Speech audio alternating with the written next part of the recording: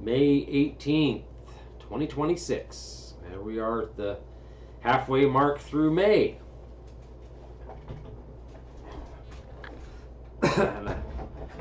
good old May weather here, made up the saying here, it may be hot or not. We had like a 95, 96 degree day the other day, and so Saturday, and then yeah, we're back down to chilly cold again. Pretty crazy weather. So let's see who we got here.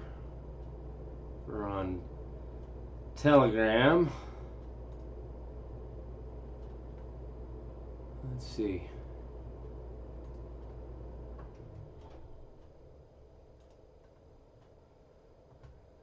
Michael Casper, good to see you, brother. Wendy, good to see you. JPC5, Prayer Warrior, good to see you. Kathy Watson, Paint Gun Spooty, Ralph K, good to see you guys.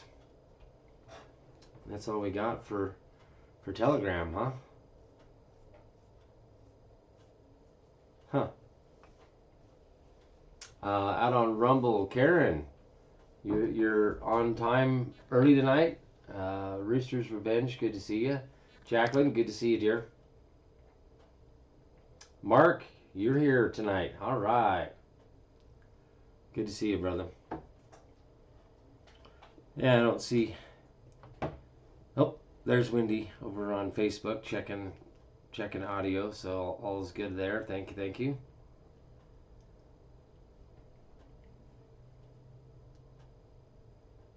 Well, you did a good job, Karen.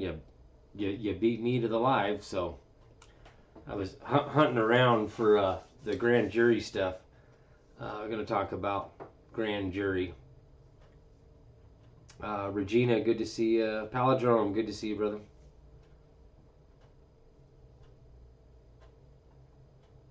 Or gal, I can't remember. I think I made that mistake before. I can't remember.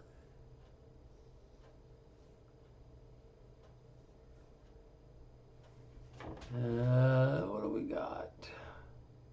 Slim Frank out there on YouTube. Good to see you.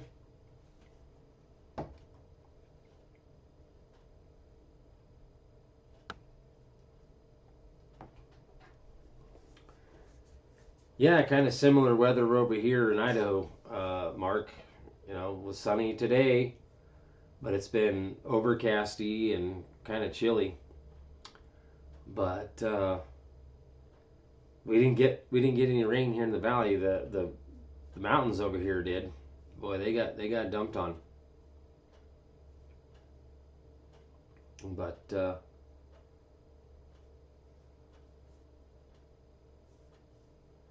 yeah, I'm sure back east it's kind of warm back there.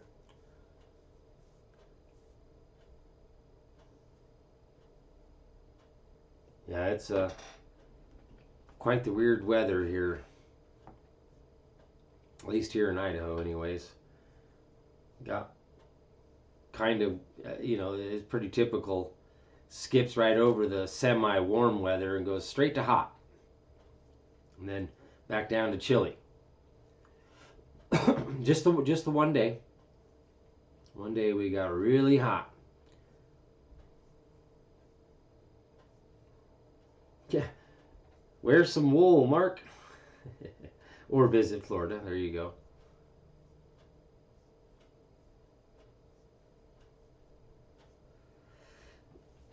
So,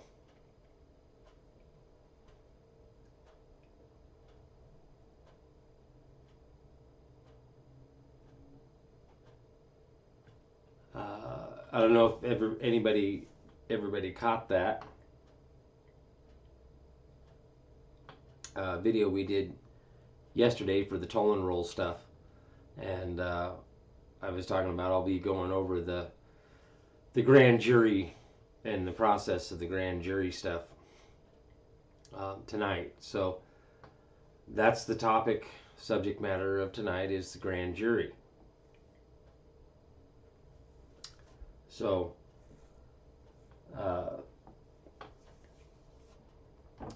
For those that like to support the podcast here, links are in the descriptions there.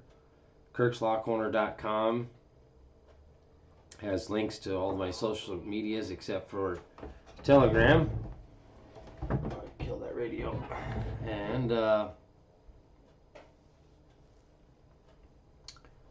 Dreaming Deer, good to see you. Jills, good to see you. Right here on Rumble. But yeah, the grand jury. Jed Clampett, good to see you. Did you make it home? Yeah, I'm gonna have to print up a cheat sheet for you based on the code here and proper definitions of a driver and motor vehicle and how they're required for the FMCSA. All states are required to be in compliance with the FMCSA. Federal Motor Carrier, FMCSA, Safety Standards Act.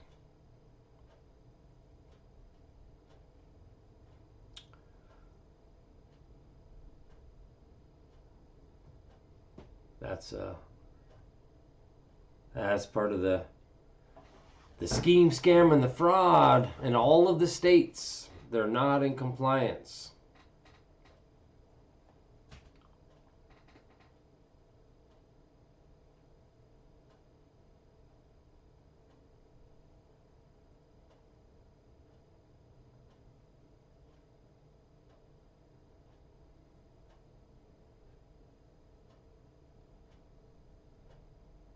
Jeez.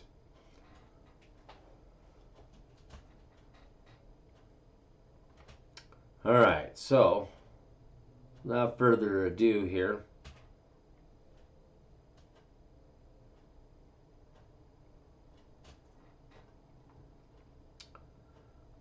we're going to look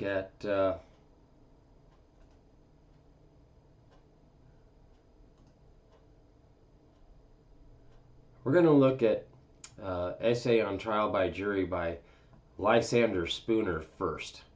To get the textual background, factual law, because y'all know I like to show the law on the screen.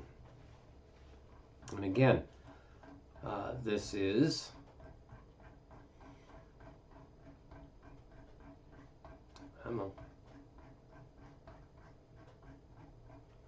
an essay on the trial by jury by Lysander Spooner, 1852.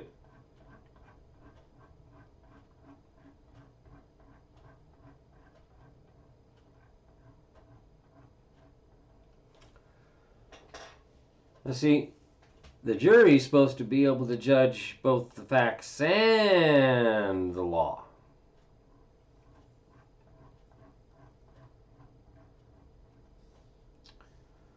For more than 600 years, that is since the Magna Carta in 1215, there has been no clearer principle of English or American constitutional law than that in criminal cases. It is not only the right and duty of juries to judge what are the facts, what is the law, and what was the moral intent of the accused, but that is also their right and their primary and paramount duty to judge of the justice of the law and to hold all laws invalid that are in their opinion unjust or oppressive, and all persons guiltless in violating or resisting the execution of such laws. See, this is where we talk about all political powers inherent in the people, is retained by the people, and this is in the Declaration of Independence, depriving us of the benefits of a trial by jury. See, the power of the jury, they don't want us to have that power to nullify bad legislation. Oh, it's up to the court to determine that. No. That is the power retained by the people. It has been usurped and subverted by public servants.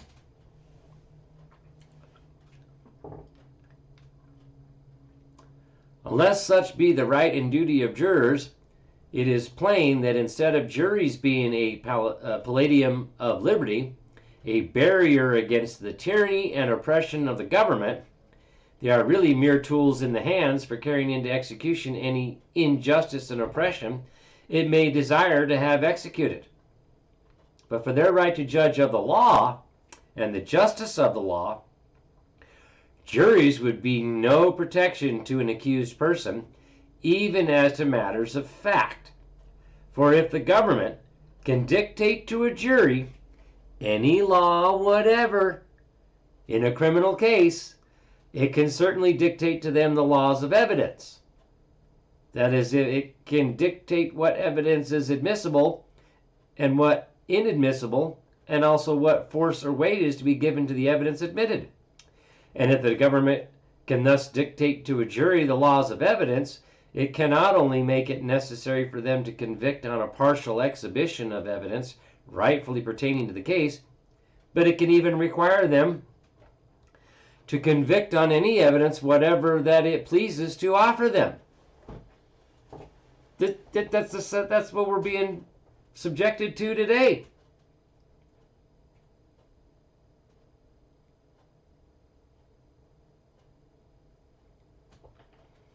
Well, Karen, your question there, when judges have power to determine our rights are no longer unalienable, i.e. judicial review. I don't really see the question here, but the thing is there's a thing called judicial notice. That's right. We put them on notice of what our rights are. I don't do that. I don't let them determine what my rights are. I tell them what my rights are.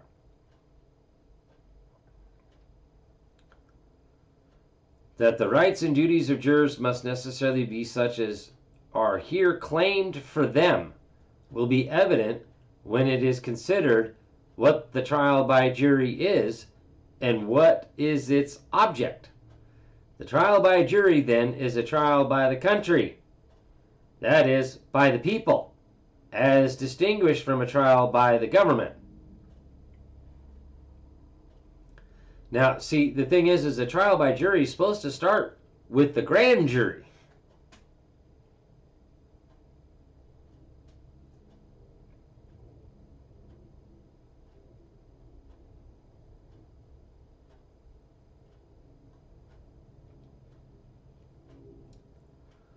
It was anciently called trial per paius, whatever that is, trial by the country.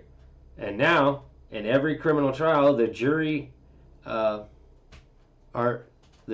told that the accused has for trial put himself upon the country, which country you, the jury, are. The object of this trial by the country, or by the people in preference to a trial by the government, is to guard against every species of oppression by the government. The problem is everybody is so far dumbed down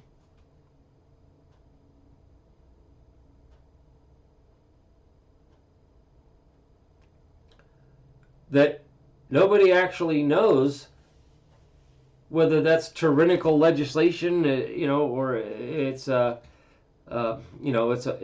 form of oppression, a despotic government.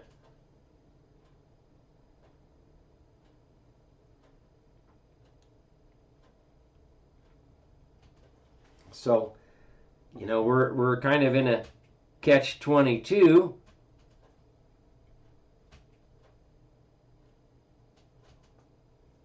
So, in order to effect this end, it is indispensable that the people, or the country, judge of and determine their own liberties against the government, instead of the government's judging of and determining its own power over the people. How is it possible that juries can do anything to protect the liberties of the people against the government if they are not allowed to determine what those liberties are. But see, here again, we're already supposed to know that.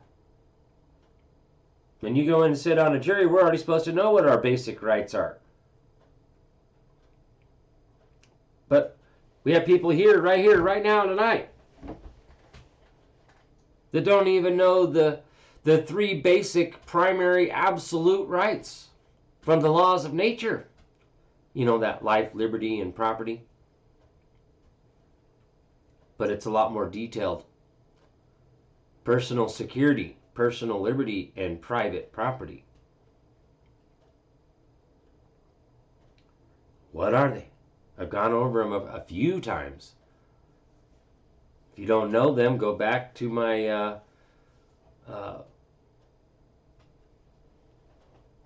Rumble channel there and watch them. They're labeled.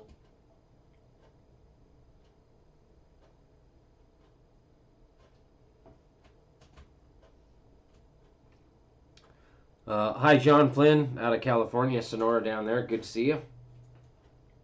James, good to see you. Yeah, I know, James. Our peers are ignorant of the law, and that's been done on purpose. So here we are, trying to learn, because my people shall perish for lack of knowledge.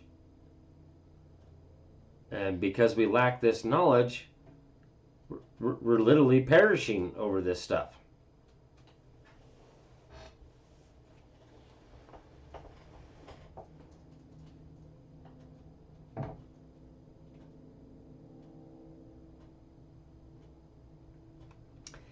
Any government that is its own judge of and determines authoritatively for the people what are its own powers over the people is an absolute government, of course.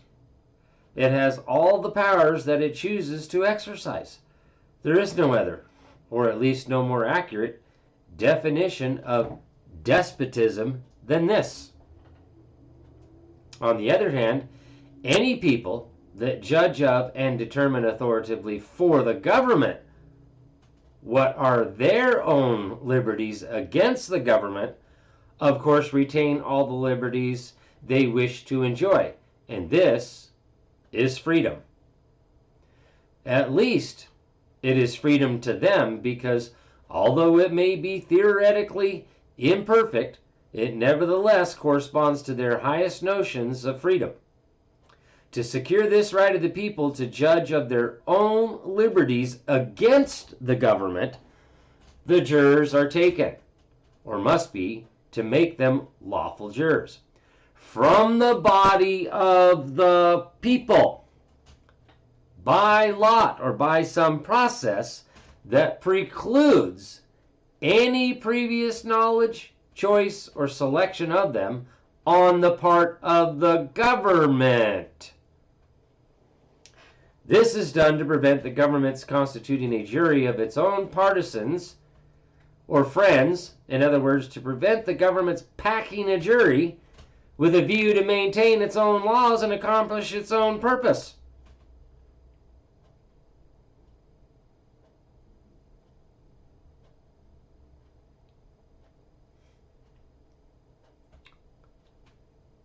It is supposed that if 12 men be taken by lot from the mass of the people without the possibility of any previous knowledge, choice, or selection of them on the part of the government, the jury will be a fair epitome of the country at large, and not merely of the party or faction that sustain the measures of the government, that substantially all classes of opinions prevailing among the people will be represented in the jury, and especially that the opponents of the government, if the government have any opponents, will be represented there, as well as its friends. That the classes who are oppressed by the laws of government, if any are thus oppressed, will have their representatives in the jury, as well as those classes who take sides with the oppressor, that is, with the government.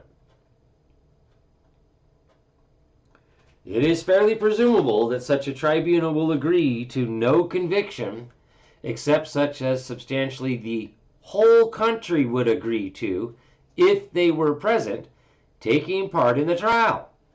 A trial by such a tribunal is therefore, in effect, a trial by the country. In its results, it probably comes as near to a trial by the whole country as any trial that it is practical to have without too great inconvenience and expense. And as unanimity is required for a conviction, right? It's got to be unanimous. Ooh. It follows that no one can be convicted except for the violation of such laws as substantially the whole country wish to have maintained. The government can enforce none of its laws by punishing offenders through the verdicts of juries, except such as substantially the whole people wish to have enforced. The government, therefore, consistently with the trial by jury, can exercise no powers over the people, or what is the same thing, over the accused person, who represents the rights of the people, except such as substantially the whole people of the country consent that it may exercise. In such a trial, therefore, the country, or the people, judge of and determine their own liberties against the government, instead of the government's judging of and determining its own powers over the people. So, this is the problem, right? They took that away. The power of the people, the power of the grand jury, the power of the petite jury.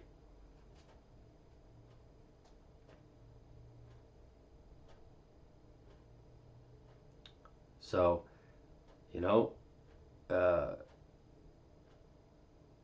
this is the problem. So when are the people going to reassemble and take back our powers? Trump said in his inauguration speech back in January of 2017 there that he was putting the power back into the hands of the people. But when are we going to claim it? When are we going to assemble the people and claim and exercise these powers? Because that's the problem.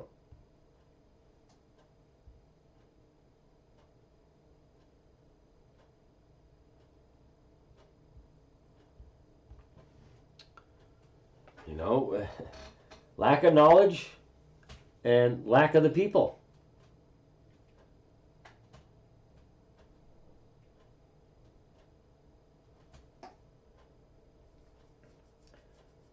Yeah, Karen, fraud vitiates everything from its inception.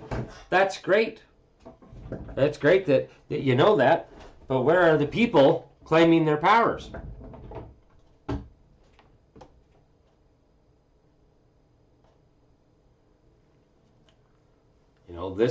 That's the reality we have right here is no, the people are not assembled.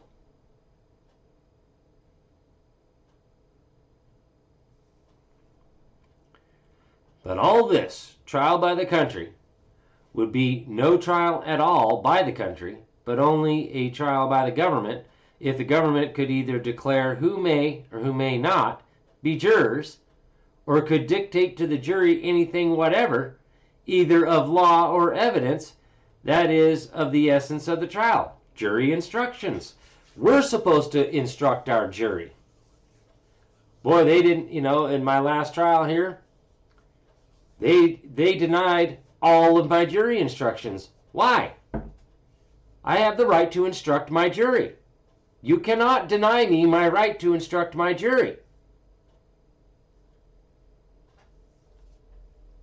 Well, that's going to be up for review. Every little thing, they call them errors in the lower court, in the trial court. on review. They're reviewing for errors. That's what that appeal is. It's a writ of review. So,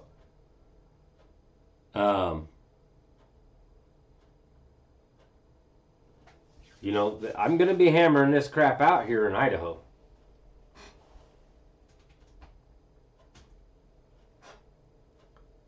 But that's what they're doing, right? They're dictating to the jury what the law and the evidence is, just like they did in my, you know, oh, well, failure to identify is it equates to a delay or obstructing.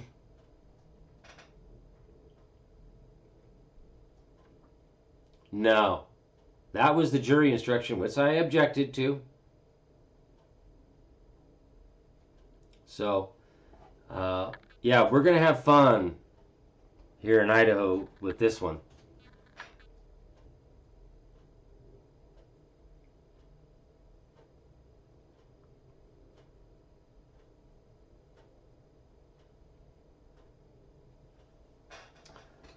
Good to see you, Art.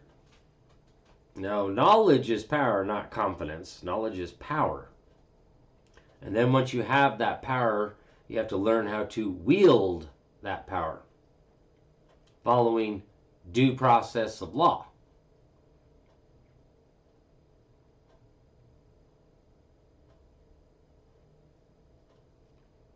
But we most certainly are lacking knowledge here worldwide, right?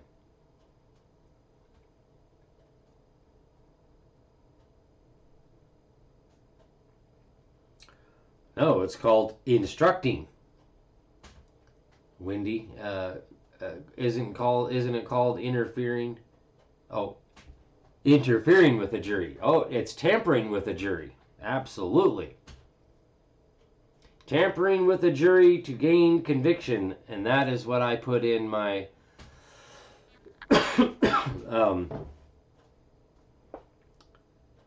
motion for judgment of acquittal.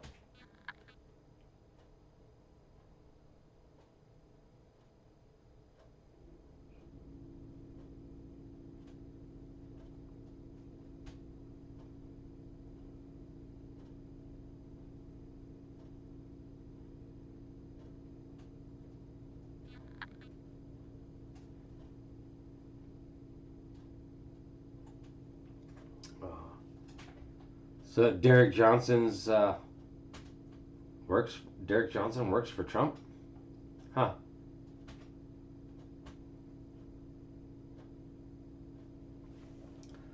So this is the issues we're having just with the petite jury and the trial by jury. Where's the grand jury indictments to begin with?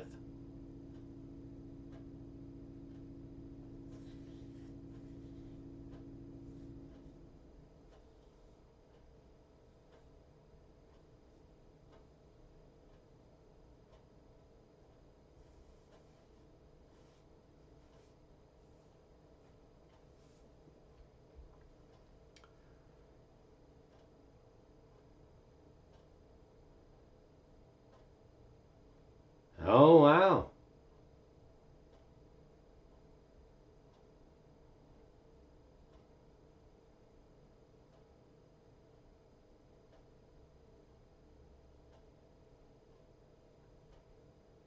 Wow.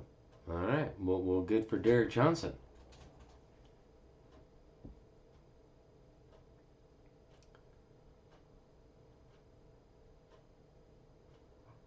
We're gonna jump down here to the Magna Carta part.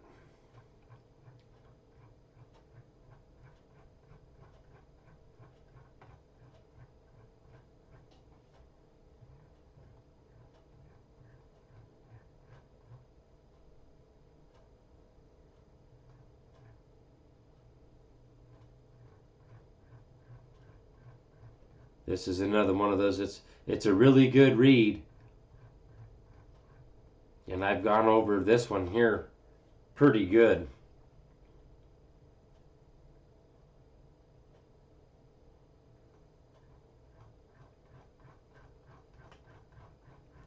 There's just so much here to read, but it's really good stuff. I want to get down to the where it talks about the Magna Carta.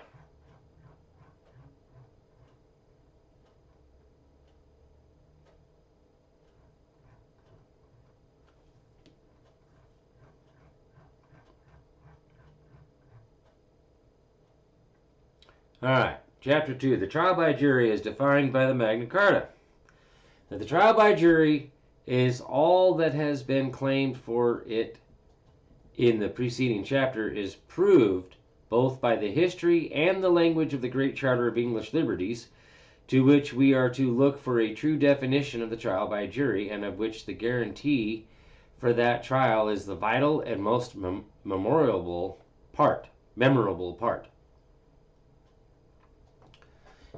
The history of the Magna Carta. In order to judge of the object and meaning of that chapter of the Magna Carta which secures the trial by a jury, which is chapter 60, it is to be borne in the mind that at the time of the Magna Carta, the king, with exceptions immaterial to this discussion, but which will appear hereafter, was constitutionally the entire government, the sole legislative, judicial, and executive power of the nation. The executive and judicial officers were merely his servants, appointed by him and removable at his pleasure. In addition to this, the king himself often sat in his court, which always attended his person. He there heard causes and pronounced judgment, and though he was assisted by the advice of other members, it is not to be imagined that a decision could be obtained contrary to this inclination or opinion.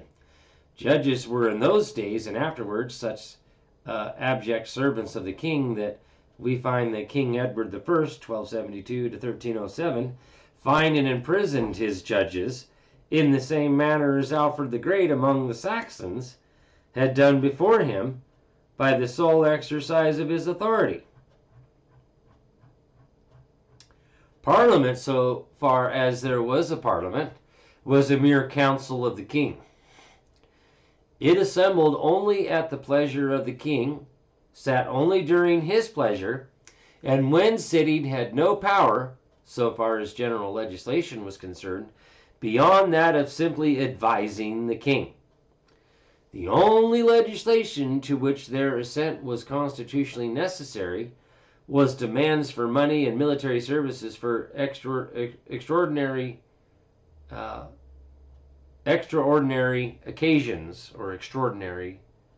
occasions. Even Magna Carta itself makes no provisions whatever for any parliaments except when the king should want means to carry on war or to meet some other extraordinary necessity. He had no need of parliaments to raise taxes for the ordinary purpose of government, for his revenues from the rents of the crown lands and other sources were ample for all except extraordinary occasions.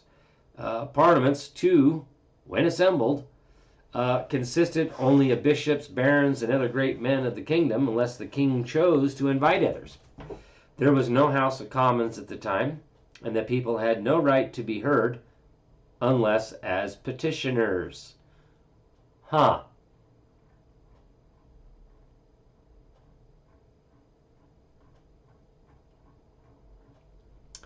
Even when laws were made at the time of a parliament, they were made in the name of the king alone. Sometimes it was inserted into the laws that they were made with consent or advice of the bishops, barons, and others assembled, but often this was omitted. Their consent or advice was evidently a matter of no legal importance to the enactment or validity of the laws, but only inserted, when inserted at all, with a view of obtaining a more willing submission to them on the part of the people. The style of enactment generally was either the king wills and commands, or some other form significant of the sole legislative authority of the king. The king could pass laws at any time when it pleased him. The presence of a parliament was wholly unnecessary.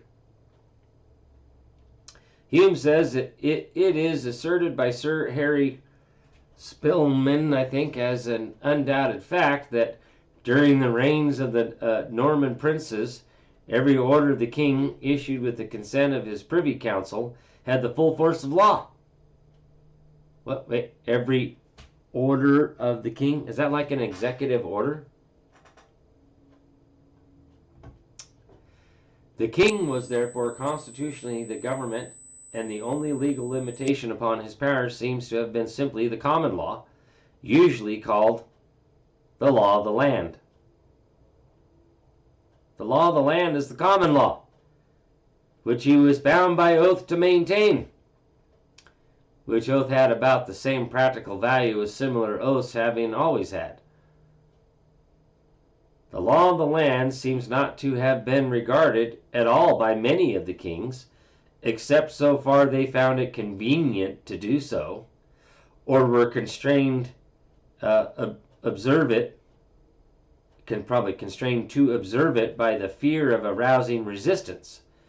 But as all people are slow in making resistance, oppression and usurpation often reached a great height, and in the case of John, they have become so intolerable as to enlist the nation almost universally against him. And he was reduced to the necessity of complying with any terms the barons saw fit to dictate to him. It was under these circumstances that the Great Charter of English Liberties was granted. The Baron of England, sustained by the common people, having their king in their power, compelled him, as the prince of his throne, to pledge himself that he would punish no free man for violation of any of his laws, unless with the consent of the peers, that is, the equals of the accused.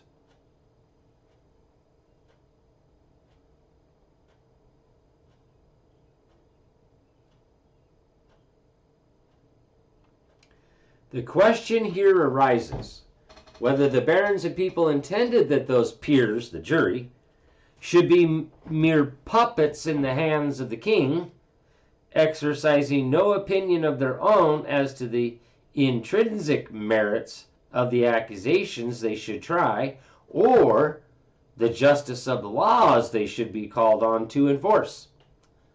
Yeah, still under the thumb of the king. Whether those haughty and victorious barons, when they had their tyrant king at their feet, gave back to him his throne, with full power to enact any tyrannical laws he might please, reserving only to a jury, the country, the contemptible and servile privilege of ascertaining, under the dictation of the king or his judges, as to the laws of evidence, the simple fact whether those laws had been transgressed? Was this only restraint? Was this the only restraint which, when they had all power in their hands, they placed upon the tyranny of a king whose oppressions they had risen in arms to resist? Yeah. Back to them bills of attainder, bills of pains and penalties. Was it to obtain such a charter as that the whole nation had united, as it were, like no one man against their king? Was it on such a charter that they intended to rely for all future time for the security of their liberties? No. They were engaged in no such senseless work as that. On the contrary, when they required him to renounce forever the power to punish any free man, unless by the consent of his peers, they intended those peers should judge of and try the whole case on its merits, independently of all arbitrary legislation or judicial authority on the part of the king. Pay attention here, because that was 1215. This happened. In this way, they took the liberties of each individual, and thus the liberties of the whole people, entirely out of the hands of the king, and out of the power of his laws, and placed them in the keeping of the people themselves. And this, it was that made the trial by jury the palladium of their liberties. So, do you see why they want to deprive us of those powers of a jury? Because they want to be able to dictate what the law is, what the law of evidence is, and how the jury is supposed to finding of guilt. They've hijacked our juries.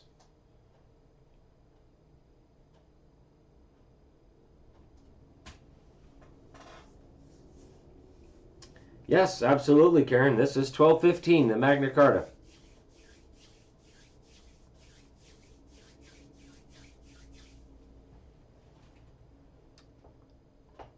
Let's see here again. How can the jury be the palladium of our liberties if the jury doesn't even know what our rights are? The trial by jury, be it observed, was the only real barrier interposed by them against absolute despotism. Could this trial, then, have been such an entire farce as it necessarily must have been if the jury had had no power to judge of the justice of the laws the people were required to obey?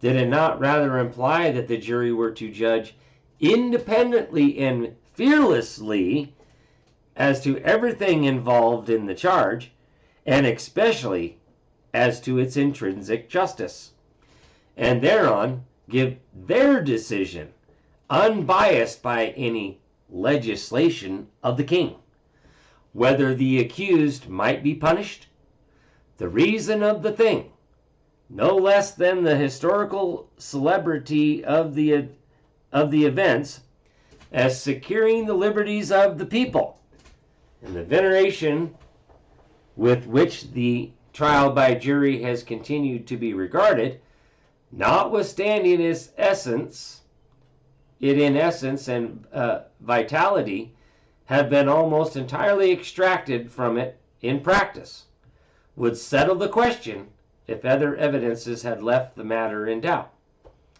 Besides, if his laws were to be authoritative with the jury, why should John indignantly refuse, as at first he did, to grant the charter? And finally grant it only when brought to the last extremity, on the ground that it deprived him of all power and left him only the name of a king? He evidently understood that the juries were to veto his laws. He evidently understood that the juries were to veto his laws and paralyze his power at discretion by forming their own opinions as to the true character of the offenses they were to try, and the laws they were to be called on to enforce, and that the king wills and commands was to have no weight with them contrary to their own judgments of what was intrinsically right. Aha! So imagine that.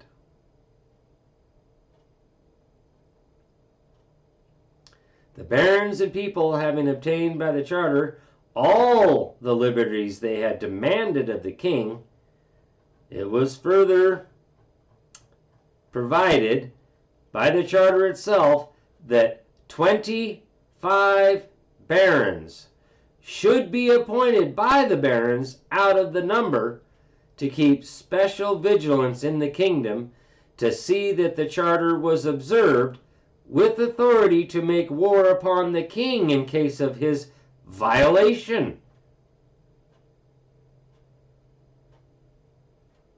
Okay. The king also, by the charter, so far absolved all the people of the kingdom from their allegiance to him, as to authorize and require them to swear to obey the 25 barons, in case they should make war upon the king for infringement of the charter. So in other words, no matter what the king said, if the grand jury said the king was corrupt, usurping his powers, subverting the laws of nature, God's law, they had a right to make war against the king. You know, they didn't like that change in history of law with this Magna Carta. It was then thought by the barons and people that something substantially had been done for the security of their liberties. This charter, in its most essential features, and without any abatement as to the trial by jury, has since been confirmed more than 30 times, and the people of England have always had a traditionary idea that it was of some value as a guarantee against oppression. Yet that idea has been an entire delusion, unless the jury have had the right to judge of the justice of the laws they were called on to enforce. But just like in my case, no. The judge instructed the jury and told the jury what the law is, and that, well, you know, this is the way it is, and denied my arguments, denied my jury instructions, and denied my objections to those jury instructions, and failed to correct them. No, because they knew that they would lose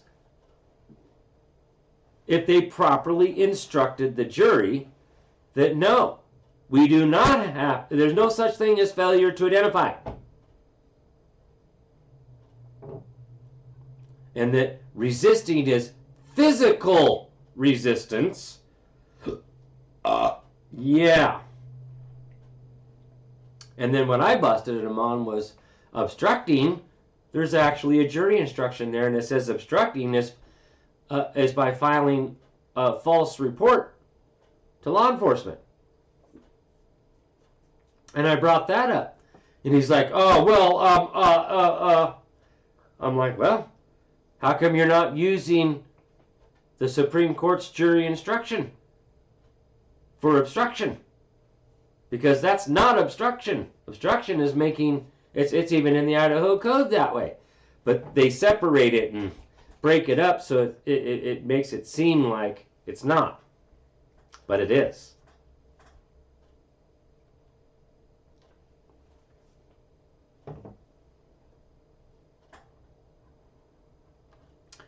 So, the language of the Magna Carta, the language of the Great Charter establishes the same point that is established by its history, that it is the right and duty of the jury to judge of the justice of the laws. The chapter guaranteeing the trial by jury in these words. Here you go. It's in Latin. The corresponding chapter in the Great Charter granted by Henry III, 1225, that's the second reissue, and then again in 1229, anyways, and confirmed by Edward in 1297, which charter is now considered the basis of the English laws and constitution, is in nearly the same words as follows, blah, blah, blah, blah, blah. The most common translation of these words at the present day is as follow: no free man shall be arrested or imprisoned or deprived of his freehold or his liberties or free customs or outlawed or exiled or in any manner destroyed, nor will we, the king, pass upon him nor condemn him unless by the judgment of his peers or the law of the land. So even the Fourth Amendment's wrapped up in there, right? No free man shall be arrested unless you've got a grand jury. Uh-oh.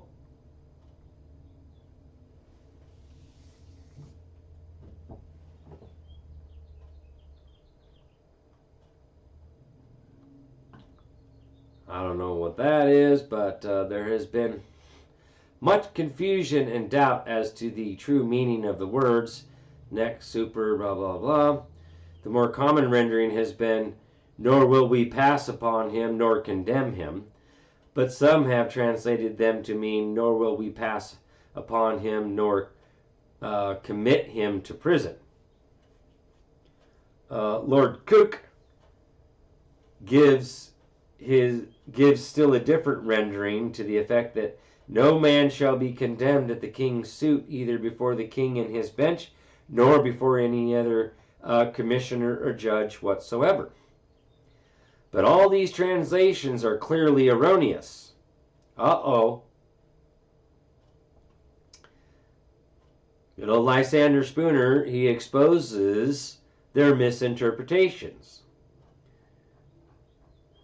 In the first place, nor will we pass upon him, meaning thereby to decide upon his guilt or innocence judicially, is not a correct rendering of the words super and there is nothing whatever in these latter words that indicates judicial action or opinion at all. The words in their common signification describe physical action alone, and the true translation of them, as will hereinafter be seen, is, nor will we proceed against him executively. Right.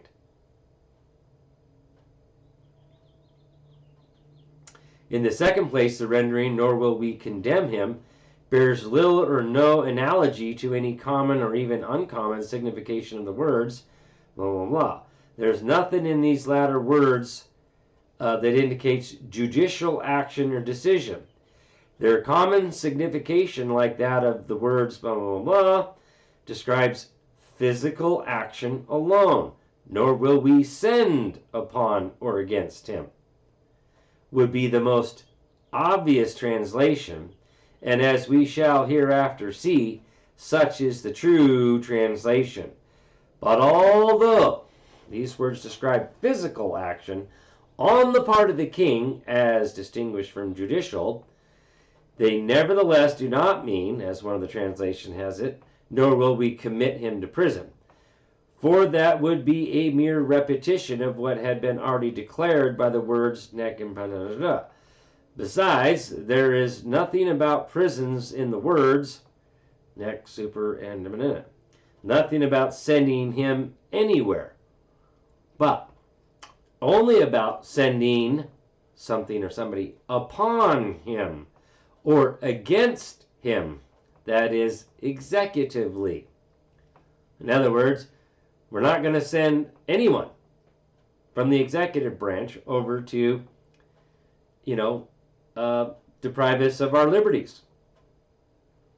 Not without a grand jury.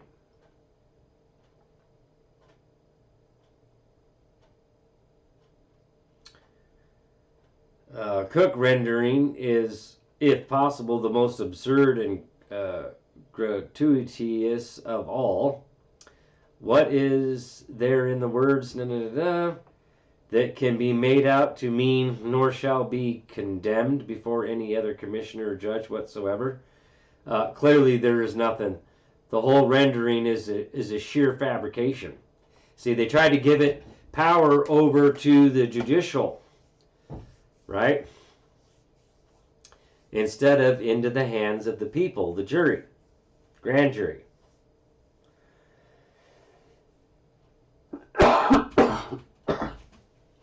Okay? So the whole rendering is a sheer fabrication. And the whole object of it is to give color for the exercise of a judicial power by the king or his judges, which is nowhere given them. Neither the words, blah, blah, blah, blah, blah, blah, nor any other words in the whole chapter authorize, provide for, describe, or suggest any judicial action whatever on the part either of the king or his judges or of anybody except the peers or jury. There is nothing about the king's judges at all. And there is nothing whatever in the whole chapter so far as relates to the action of the king that describes or suggests anything but executive action. But that all these translations are certainly erroneous, it provided by a temporary charter granted by John a short time previous to the Great Charter for the purpose of giving an opportunity for conference, arbitration, and reconciliation between him and his barons. It was to have force until the matters in controversy between them could be submitted to the Pope and to other persons to be chosen, some by the king and some by the barons. The words of the charter are as follows. All this Latin, that is, know that we have granted to our barons who are opposed to us that we will neither arrest them nor their men, nor to seize them, nor will we proceed against them by force or by arms, unless by the law of our kingdom or by the judgment of their peers in our court, until consideration shall be had. A copy of this charter is given in a note in Blackstone's Introduction to the Charters. Mr. Christian speaks of this charter as setting the true meaning of the corresponding clause of the Magna Carta on the principle that laws and charters on the same subject are to be construed with reference to each other. Uh-oh.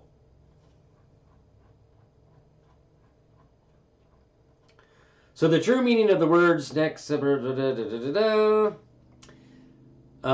also provided by the Articles of the Great Charter of Liberties, demanded of the king by the barons and agreed to by the king, under seal a few days before the date of the charter, and from which the charter was framed. Here the words used are these, blah, blah, blah, blah. That is, the body of a free man shall not be arrested, nor imprisoned, nor deceased, nor outlawed, nor exiled, nor in any manner destroyed, nor shall the king proceed or send anyone against him with force, unless by the judgment of his peers or the law of the land. So, as you can see, they're really messing these up to try to diminish the limitations and expand upon their powers and who actually has them. The true translation of the words blah blah blah blah is thus made certain as follows: nor will we, the king, proceed against him, nor send anyone against him with force or arms.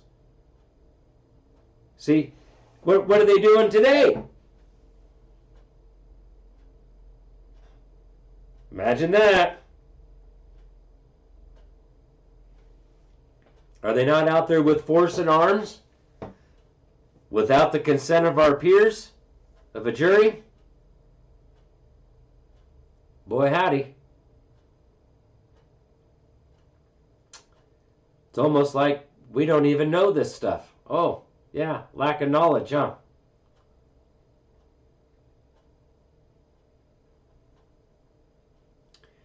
It is evident that the difference between the true and false translation of the words is of the highest legal importance, inasmuch as the true translation, nor will we, the king, proceed against him, nor send anyone against him by force or arms, represents the king only in an executive character, carrying the judgment of the peers and the law of the land into execution. Whereas the false translation, nor will we pass upon him, nor condemn him, gives color for the exercise of a judicial power on the part of the king to which the king had no right, but which, according to the true translation, belongs wholly to the jury. So this leads me to believe under the Fourth Amendment where it says, no warrant shall issue, but upon probable cause supported by oath of affirmation. That's got to go through a grand jury before a warrant can be issued. Uh-oh. Uh-oh. not the judicial.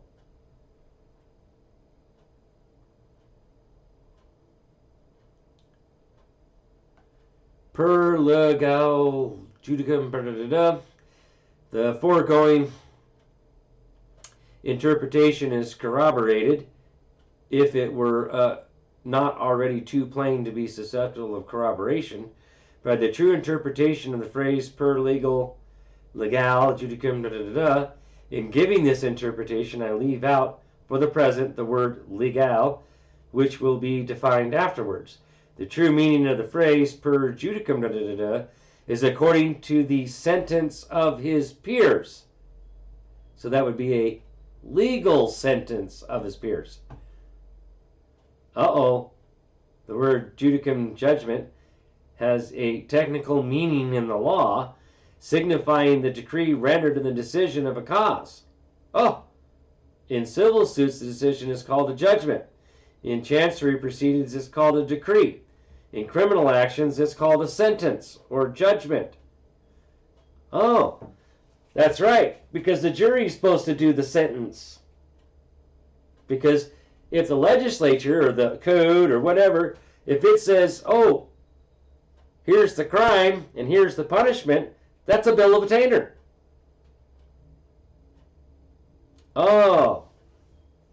Right. Because a bill of attainder is legislation, punishment. In the English Bill of Rights of 1689, if it was promising an award prior to any indictment or conviction, it's a bill of attainder. Yep. So they want us to believe that, bills of attainder are just those that are without a trial by a jury. No, that's a lie. But even Bouvet's Law Dictionary 1856, under law, civil, talks about the Roman civil law, the code, how it's all enforced by bills of pains and penalties, which fall under bills of attainder. It's legislation that prescribes punishment. See, the jury is supposed to determine what the punishment is, what the sentence is. Well, I'm going to sentence you to this. The jury found you guilty, so the judge gets to sentence you because the legislature says so. No, that's a power that properly belongs to the jury, because it would be part of the merits of the degree of evil that was had. Right? Wouldn't that make most logical sense there? It's like it could be different. The sentence from one jury for the same crime could be different from a separate jury with a different defendant that might have extenuating circumstances and facts that tend to lead to be more evil or less evil in its nature. But yet it's still the same crime, which the jury would make that deliberation and decision on what the punishment should be.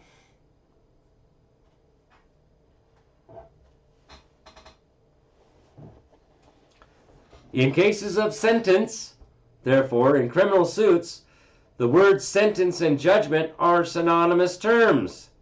They are to this day commonly used in law books as synonymous terms, and the phrase per judicum therefore implies that the jury are to fix the sentence.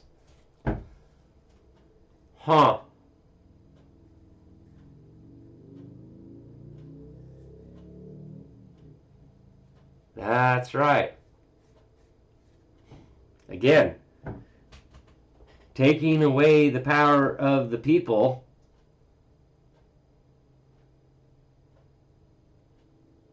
Absolutely, Karen. You're welcome. So there it is, another piece of the puzzle here that proves that they've stripped us of our powers.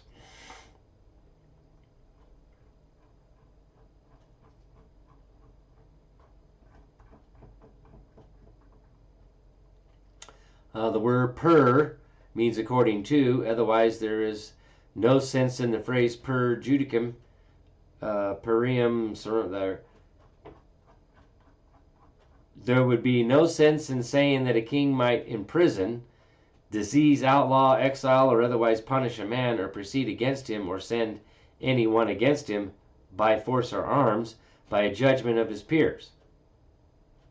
But yeah, that doesn't make any sense. But there is sense in saying that the king may imprison, disease, and punish a man, or proceed against him, or send anyone against him by force or arms, according to a judgment or sentence of his peers. Now that makes sense.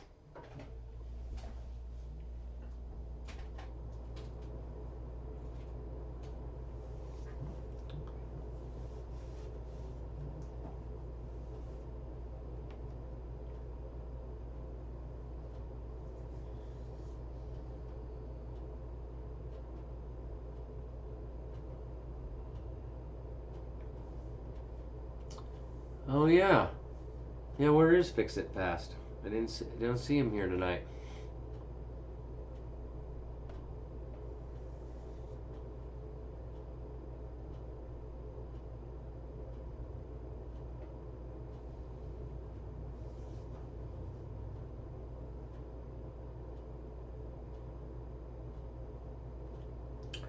So, and again, as was just read above there, that the law of the land is the common law.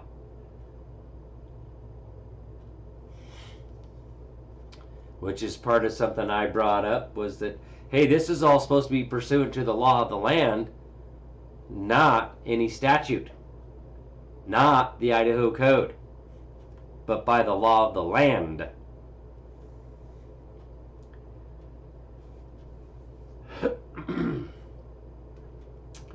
All right. So now that we've seen some of this stuff here and we read some of that, kind of get a basic comprehension here.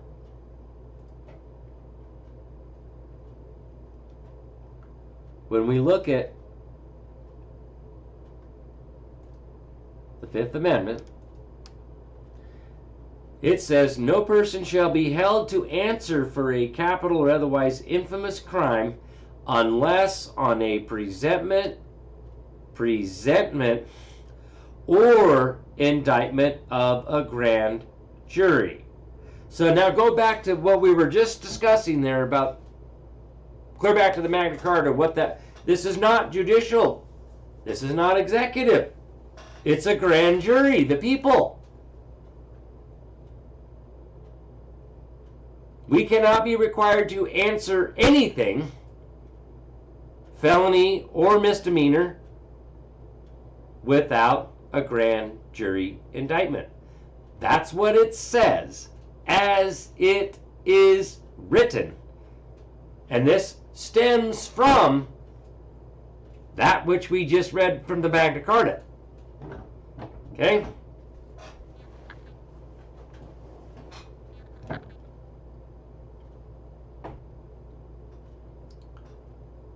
So, except in cases arising in the land or naval forces or in the militia when in actual service in time of war or public danger. So, the first part there, that no person shall be held to answer for a capital otherwise infamous crime unless on a presentment or indictment of a grand jury, that's right in line with, in part, and so it's both the Fourth and the Fifth.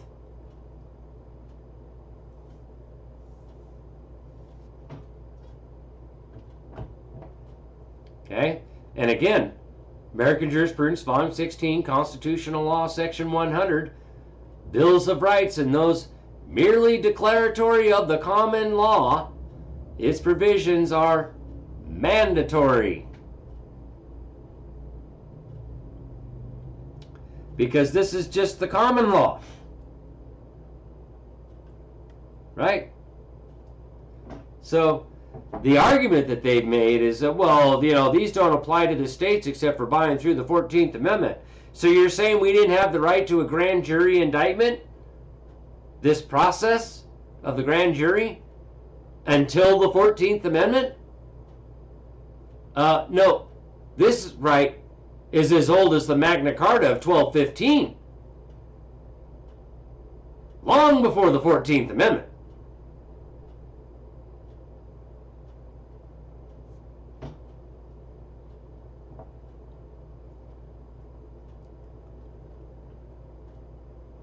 And again, this is the other part. Nor be deprived of life, liberty, or property without due process of law. Well, law of the land. The process of the law, the common law. The common law, not statutory law. Common law. Common law dictates the process. This is the process right here. No person should be held to answer for capital in from crime unless in presentment or indictment of grand jury. Now, two different types of things. Okay?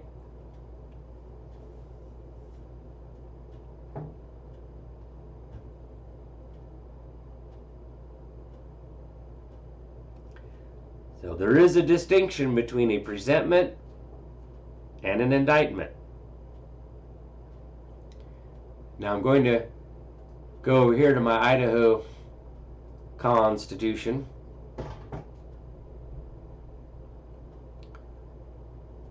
Maybe.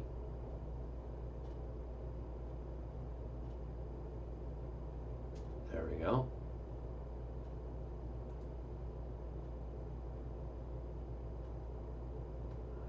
What was I going to look up? Dang it. No. Okay. Right here. Article 1, Declaration of Rights, Section 8. Prosecution only by indictment or information. They added the information.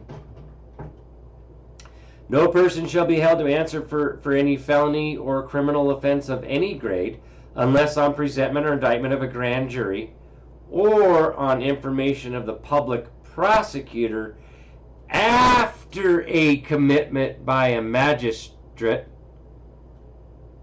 except in cases of impeachment, cases caused by probate courts, or by justice of the peace, and in cases arising in the militia when in actual service in time of peace, provided that a grand jury may be summoned upon the order of the district court in the manner provided by law, and provided further that after a charge has been ignored by a grand jury, no person shall be held to answer or for trial thereafter upon information of public prosecutor.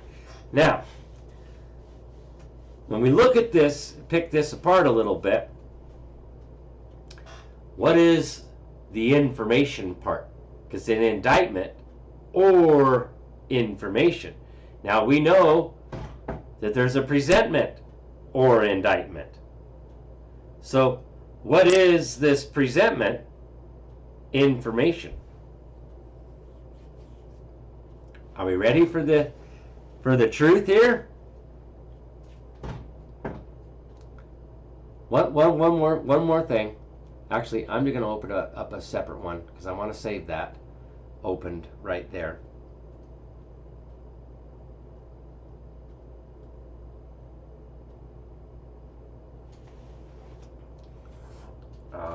Let's see.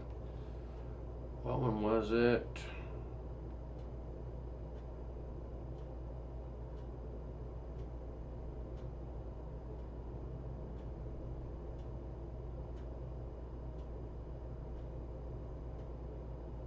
Was it 13? Come on, slow. How the legislature's being slow.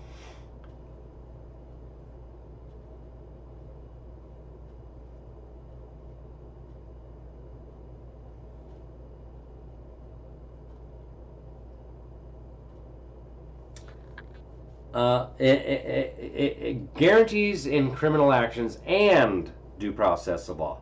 In all criminal prosecutions, the party accused shall have the right to a speedy and public trial, to have the process, public trial, to have the process of the court to compel the attendance of witnesses to appear in independent person with counsel,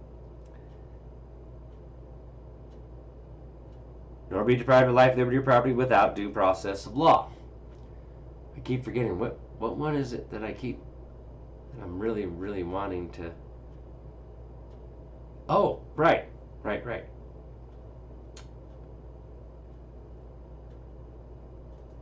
Okay. You know, one of those rights that are just totally misinterpreted is the right to peaceably assemble. Well, let's read this again. The right of the people to peaceably assemble. The right to assemble in a peaceable manner. For what? To consult for their common good, and then to instruct their representatives, and to petition the legislature for the redress of grievances. Okay, but there is a semicolon here. So, the people shall have the right to assemble in a peaceable manner, to consult for their common good. Okay. Oh, won't let me. Sucker. Oh no, I have it right here.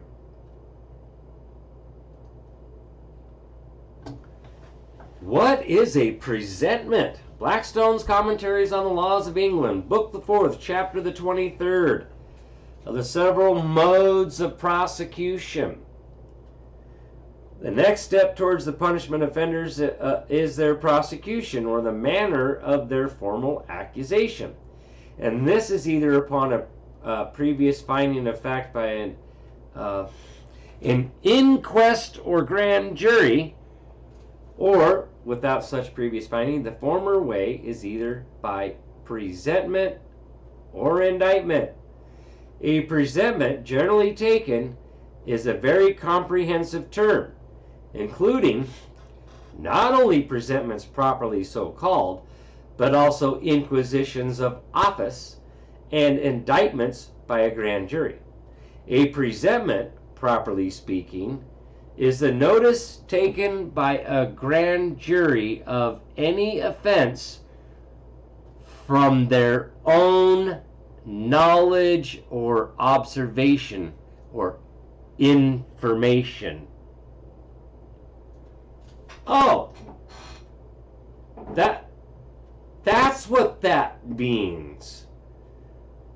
The people have the right to peaceably assemble so we can consult for our common good and do a grand jury presentment.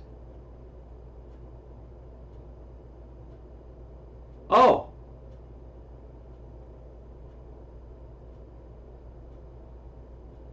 Imagine that. That's what the right to peaceably assemble means. It's not for protesting. It's to assemble how many men? A minimum of 12. But you have to have at least 12, right? So, you know, if you've got the full 25, is what a grand jury is, pursuant to the Magna Carta. You know, if you had, let's say you had 20, it still only takes 12 out of that 20 to make it a go. And see, the right to peaceably assemble is based on our own information. Now let's go back and read that again. No person shall be held to answer for any felony or criminal offense of any grade unless on presentment or indictment of a grand jury, or on information of the public prosecutor after after a commitment by a magistrate.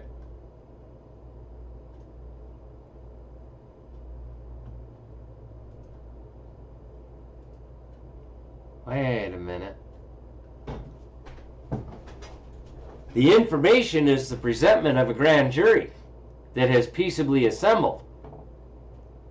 For an indictment is a bill of indictment that's supposed to be done allegedly by the judicial branch orders the sheriff to draw by lot a grand jury. We're not supposed to have standing grand juries. We're supposed to have a grand jury every single case. But when we look in the code and we look at the criminal procedure,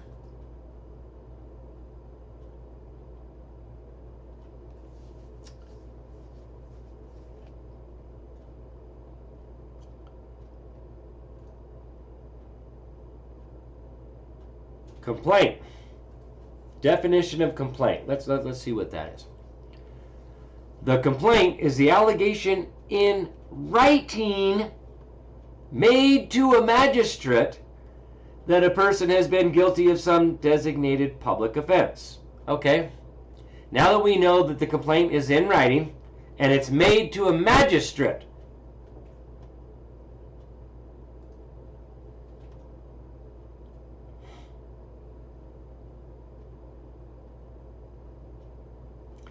person lodging complaint. When a complaint which has been subscribed to under oath by the party or parties lodging the same is laid before a magistrate, so a formal written complaint laid before the magistrate pursuant to the Fourth Amendment under oath, okay, alleging facts constituting the commission of a public offense, tribal within the county, the magistrate finds that the complaint allege a public offense under the Idaho Code or county or city ordinance.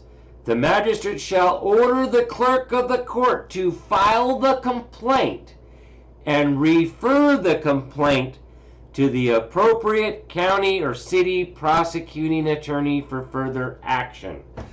Whoa! That means it's us that files the complaint, not the county or city prosecutor.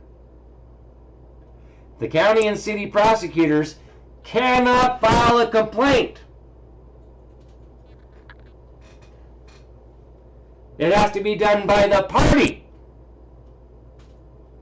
who is lodging the complaint, who has standing for a cause of action,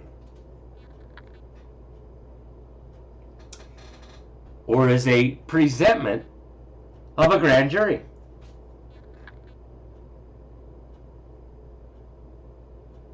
Right? Does that make sense now?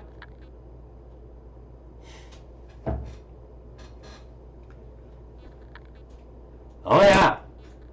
Busting their ass on this one. And again, what does it cite? Its main source comes from the Criminal Practice Act of 1864, Section 102, page 226.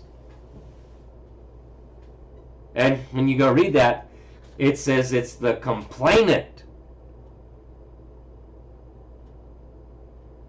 Oh.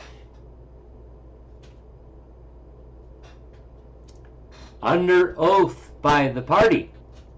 See, how is the prosecutor going to swear under oath to the facts of who did what, where, and when they have no first-hand knowledge of anything? They can't. And the county or city prosecutor is not a party to the case. So, on 2 counts, the county or city prosecutor cannot file a complaint with a magistrate. Sorry. You're not a party to the case. And you can't be under oath because you have no first-hand knowledge of nothing. This is common law due process, common law, law of the land process. And like I said, I recently found this in our Idaho Constitution. Schedule and ordinance, buried at the very tail end of the whole damn thing.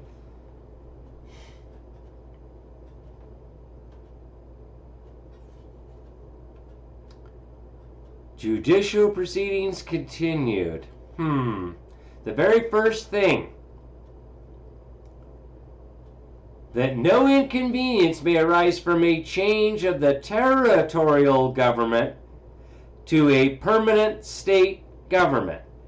It is declared that all writs, actions, prosecutions, claims, liabilities, and obligations against the territory of Idaho of whatsoever nature and rights of individuals and of bodies corporate shall continue as if no change had taken place in this government, and all process which may, before the organization of the judicial department under this Constitution, be issued under the authority of the territory of Idaho, shall be as valid as if issued in the name of the state.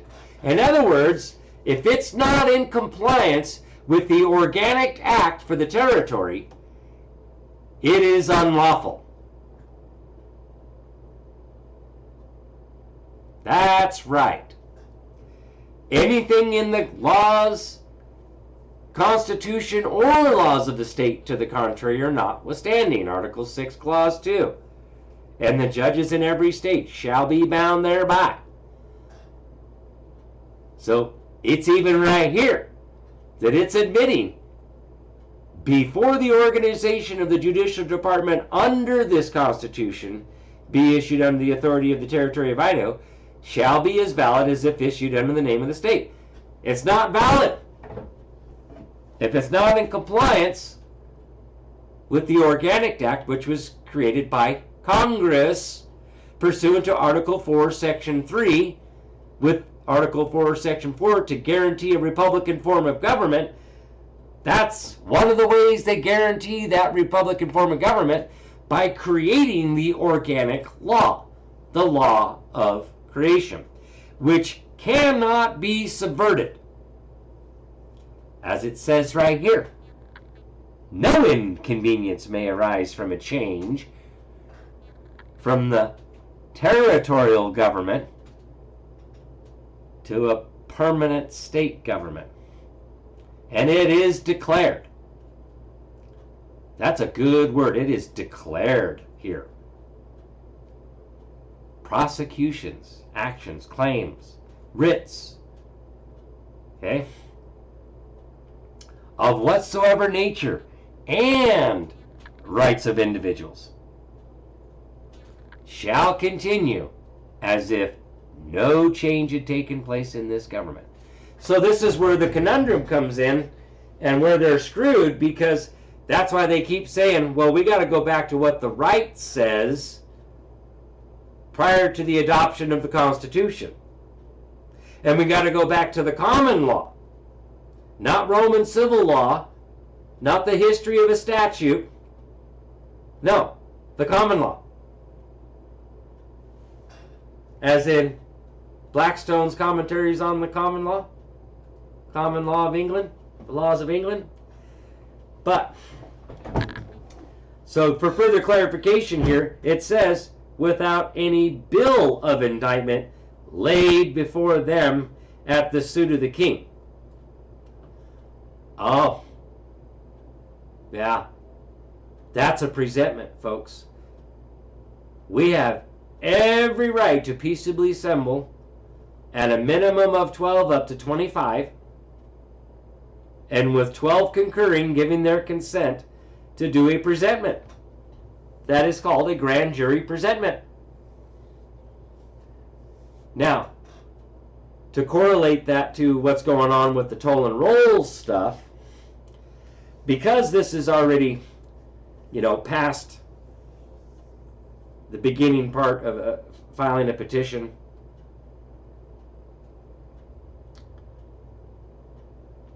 all right, Jennifer, charge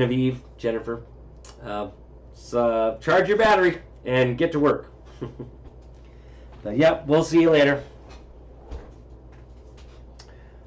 But yeah, this is pretty much the end of tonight's show anyways, but because this is all I have per se. But I think if you had a hard time comprehending this, go back through and get it. We got to get this. We, the people, have the right to peaceably assemble a grand jury on our own information, based on our own knowledge or observation, without any bill of indictment laid before us. The indictment process is where it goes through the judicial, and the judicial orders a grand jury to be assembled, and then the grand jury does their own investigation. See, it's the grand jury that's supposed to be doing the investigations, not the executive branch. That's the fox guarding the hen house. No, that is supposed to be us, the people. We do the investigations. How many times have we heard, we did an internal investigation. We investigated our police officer for shooting that man, and we found no fault of the officer. Bullshit. Where's the grand jury? Grand jury is supposed to do an investigation. That is to secure our liberties and to protect us from being murdered.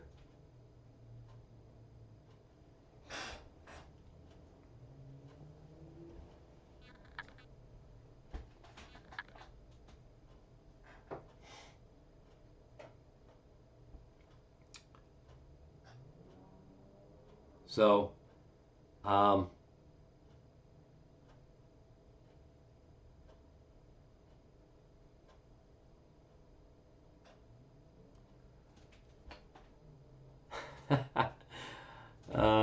Kayland out on YouTube, that's a cute comment.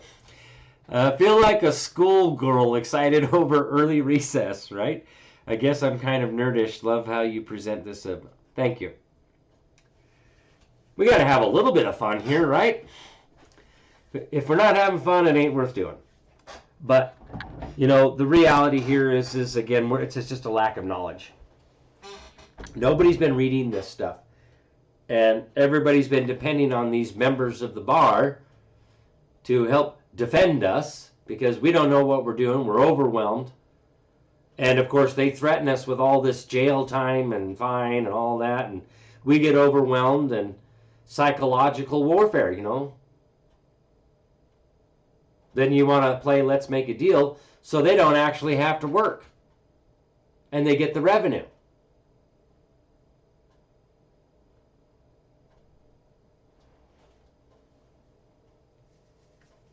Thank you, Wendy, tonight for your due diligence out there, sharing all these links and stuff. Thank you, thank you.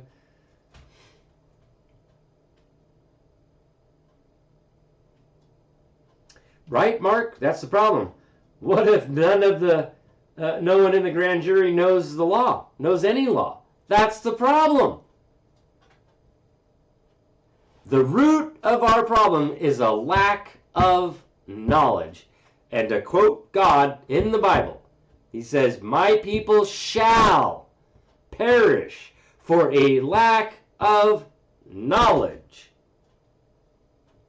That's shall. That's mandatory. It will happen. It is happening.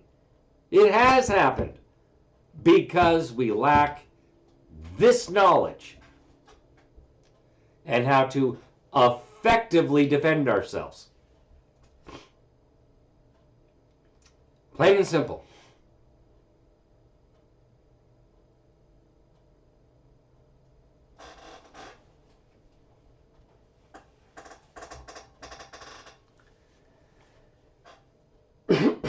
Right? Exactly, Karen. Great comment.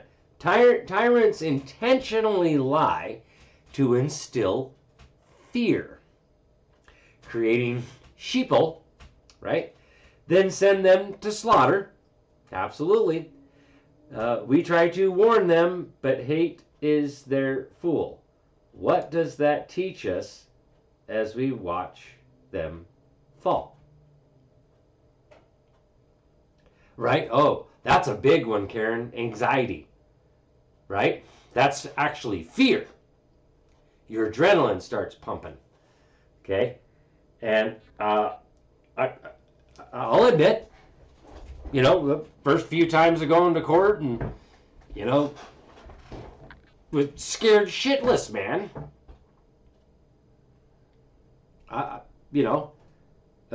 It's done that way on purpose for us to fear. And that fear creates that anxiety, that adrenaline. And we get scared because we don't know, because we lack the knowledge. Because from what I understand, the Bible says 365 times that we're not supposed to fear.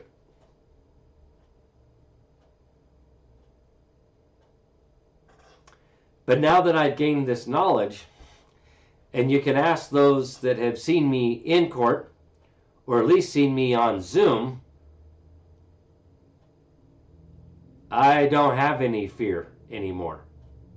I mean, sometimes I still get a little anxiety there. Don't get me wrong. I still get a little, okay, how am I going to do this? Okay.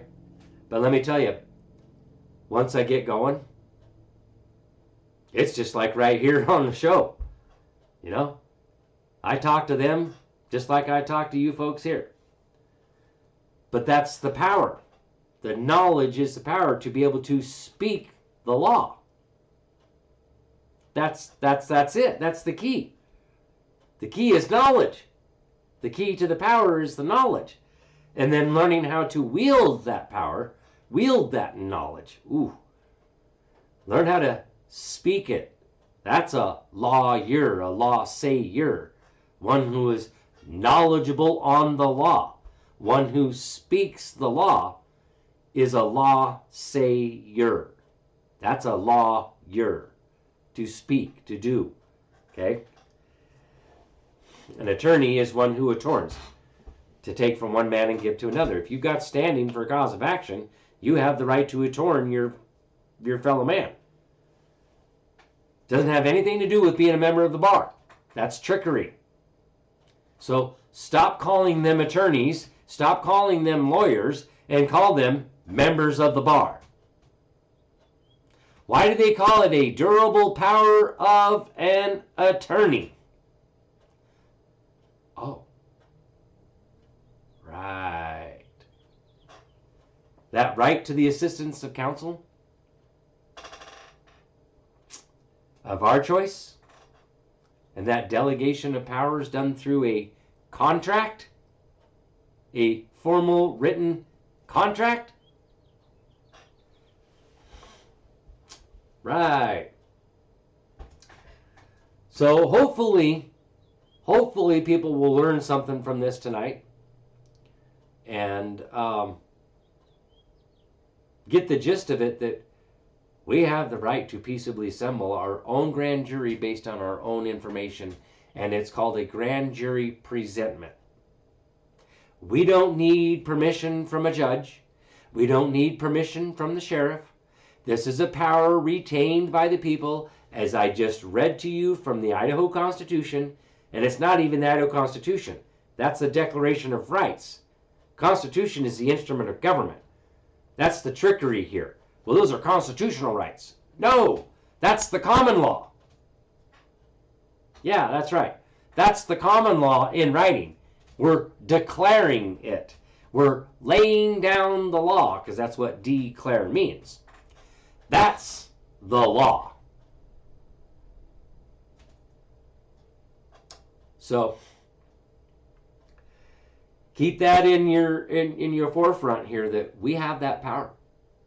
And that's exactly what's going on with Toll and Roll, is there's a sufficient amount of people who have come together.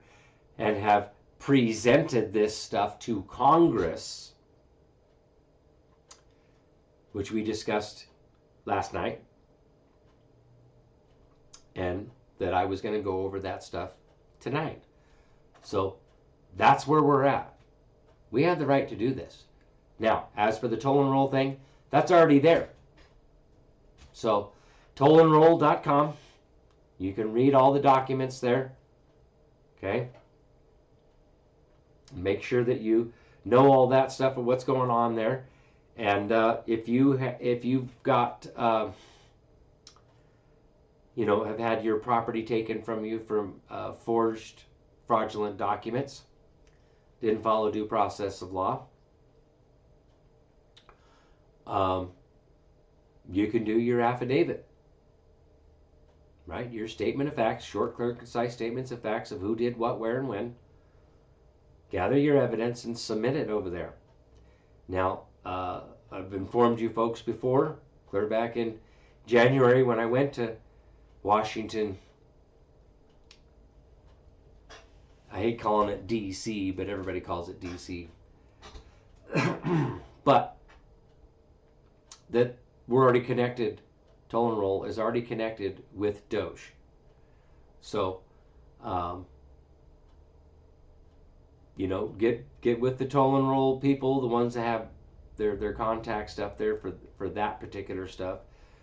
If you need help in that stuff, that go through the tollandroll.com and reach out to the people that are there to help you with that. For those of you that are my followers and have already learned how to do an affidavit, that should be simple. Okay? So, oh hey, good to see you, Greg Danuck from Canada there.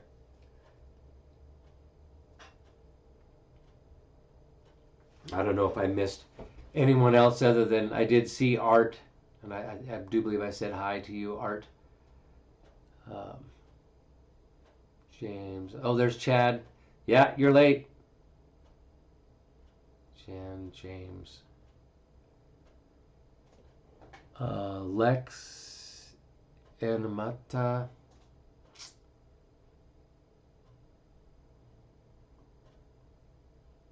Art. Jen.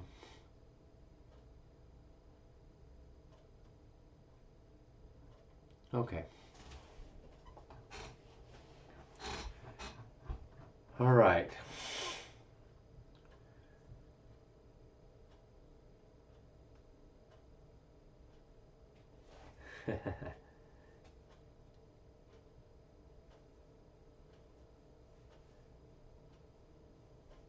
All right.